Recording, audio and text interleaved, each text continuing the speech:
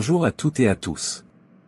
Dans cette vidéo nous allons revenir sur l'un des outils essentiels pour l'enseignant dans le cadre de sa profession, il s'agit de la fiche pédagogique. En effet, cet outil de planification pédagogique et didactique est pour tout enseignant, un tableau de bord indispensable qui lui facilite ses pratiques, tout en lui assurant une plus grande efficacité et une efficience dans ses activités d'enseignement et d'apprentissage. Nous allons donc passer en revue sa structuration à partir de la présentation commentée d'un modèle. Tout d'abord, il faut rappeler que la fiche pédagogique comporte deux parties principales. La partie « Identification » qui présente les éléments d'identification. Et la partie « Déroulement » qui détaille le contenu et les activités à mener. Examinons en détail la partie « Identification ».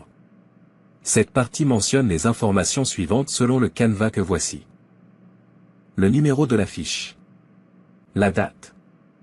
L'établissement. Le nom de l'enseignant, ainsi que ses contacts. La classe et l'effectif de la classe décliné. Genre, filles et garçons.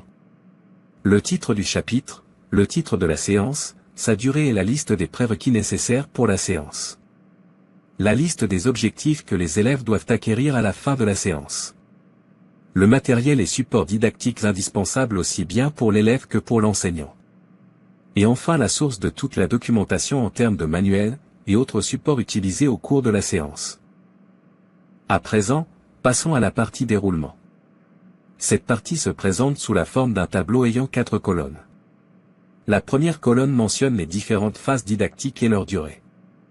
Par exemple la phase de contrôle des absences au tout début, la phase d'affirmation des objectifs de la séance ensuite, ainsi de suite jusqu'à la dernière phase qui est celle portant sur le transfert et le réinvestissement.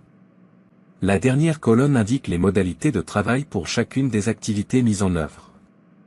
Il s'agit notamment de préciser s'il s'agit de travail collectif, de travail de groupe, de travail individuel, etc. Quant aux deux colonnes du milieu, elles décrivent les tâches de l'enseignant d'une part et celles de l'apprenant d'autre part, pour chacune des activités menées. Voilà, nous sommes au terme de notre présentation.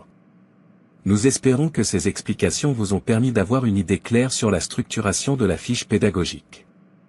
Dans tous les cas, nous vous invitons à approfondir vos connaissances sur cet outil indispensable pour tout enseignant, en parcourant la suite du cours.